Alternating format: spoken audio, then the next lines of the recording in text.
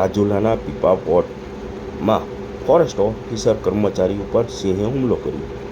પીપાવાવ પોર્ટના તળાવ વિસ્તારમાં વન વિભાગ ટીમ પેટ્રોલિંગમાં તે દરમિયાન હતી જે દરમિયાન સિંહે હુમલો કરવામાં આવ્યો છે.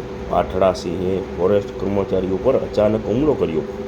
પાઠડા સિંહે વન કર્મચારીને પગના ભાગે બચકું ભરી દીધું.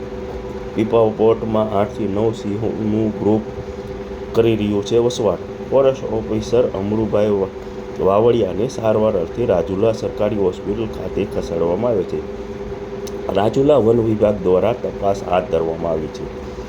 રિપોર્ટર ધર્મેશ મહેતા, રાજુલા.